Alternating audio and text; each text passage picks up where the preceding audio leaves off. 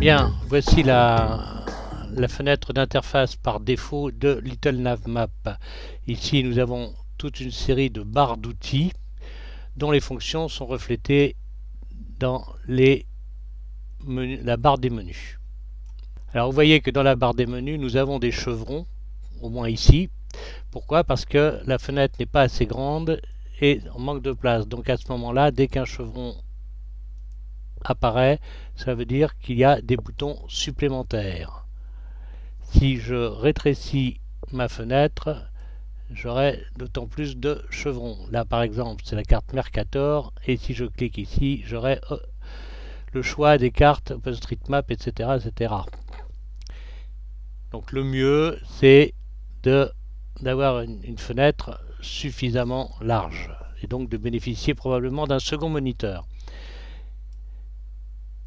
Alors les fenêtres ici sont toutes escamotables, on le verra tout à l'heure. Toutes ces barres d'outils qui sont là sont déplaçables. On peut les remarquer par les trois petits points qu'il y a ici. Là, c'est la barre d'outils des fichiers. Là, c'est la barre d'outils concernant la carte. Là, c'est la barre d'outils concernant tout ce qui est le plan de vol. Vous voyez, elle est très longue. Là, c'est la barre d'outils d'affichage de la carte. Là, c'est la barre d'outils des espaces aériens. Là, du type de carte, Mercator sphérique, et ici le choix entre plusieurs options. Et ici, c'est la barre d'outils qui gère l'affichage ou le masquage des fenêtres que vous voyez ici. Personnellement, moi, la barre d'outils du plan de vol, je la mets ici en dessous. La barre d'outils des fichiers, je la laisse là où elle était, ainsi que l'affichage concernant la carte et tout ce qui me sert à faire le plan de vol.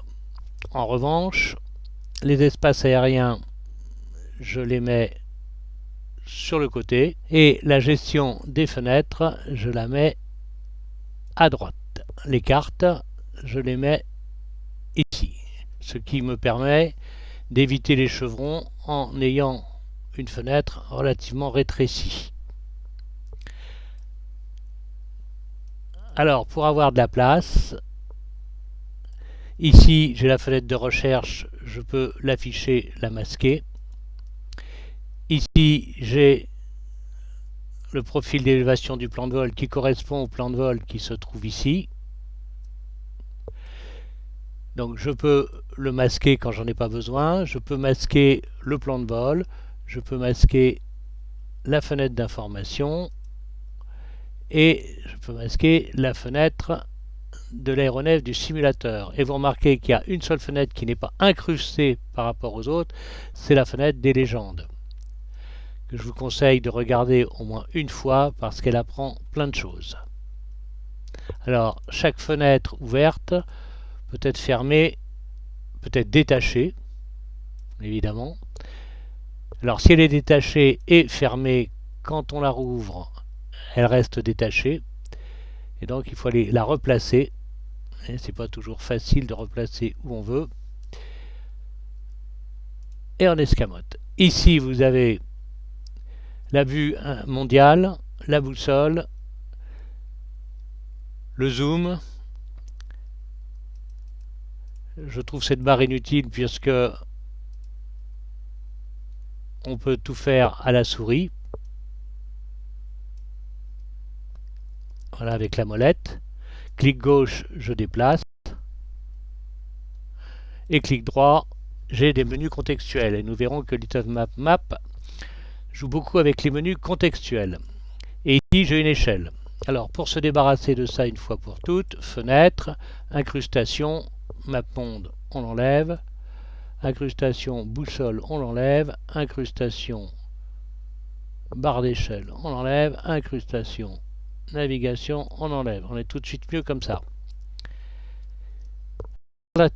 particularité de Little Navmap, c'est, je vous l'ai dit, de travailler avec les menus contextuels.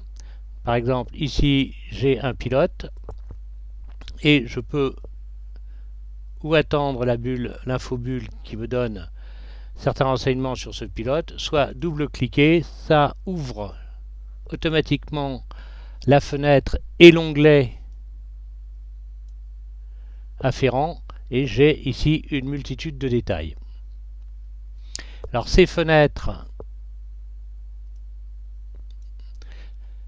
ont des onglets qu'on peut déplacer, qu'on peut fermer, soit en cliquant sur la croix, soit en double-cliquant sur l'entête. Voilà. Et on peut les retrouver évidemment ici. Il en est de même pour le plan de vol. Alors le plan de vol, lui, il a aussi des onglets qu'on pourrait déplacer. Et comme tout tableur, on verra la même chose dans la fenêtre de recherche, comme tout tableur, on peut non seulement glisser les colonnes, mais les étrécir ou les élargir. Et le choix du nombre de colonnes à afficher se fait ici. Clic droit, on a le menu contextuel et on sélectionne les colonnes que l'on veut visibles ou pas. Ici, c'est la même manière de procéder pour la fenêtre des recherches.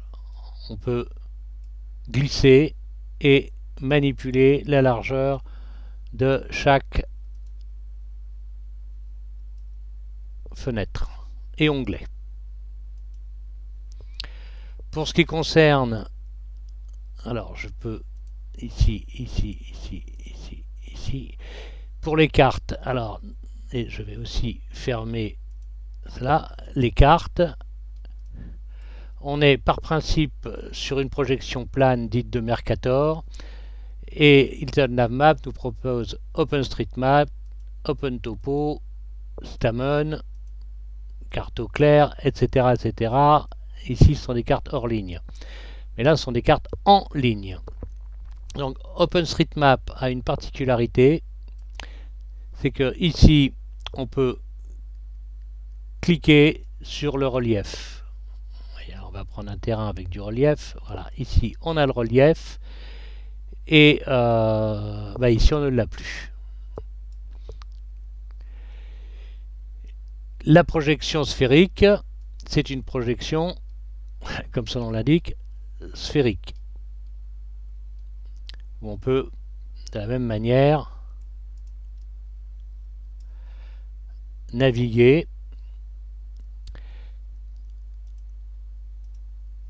Et la dernière chose concernant la projection sphérique, c'est qu'on peut ici afficher l'ombre du soleil sur le globe. Là, on est en projection plane. Donc, vous voyez, et on peut savoir, quand on veut faire un vol, tranquille, savoir à peu près où en est le lever et le coucher du soleil. Et ça marche évidemment aussi pour la projection sphérique. Alors, ici, je vais aussi vous faire voir la barre d'état qui se trouve en bas de la fenêtre de l'interface graphique. Ici, j'ai mon plan de vol. Voilà. Je vais ajouter la lecture des VOR, des NDB, des points fixes qu'on ne voit pas ici. Pourquoi? Parce que mon niveau de détail n'est pas suffisamment élevé. Si je fais commande plus ou contrôle plus sur Windows, j'augmente mon niveau de détail. Vous voyez là déjà les points fixes apparaissent. En voilà plus. Et je peux maintenant avec le zoom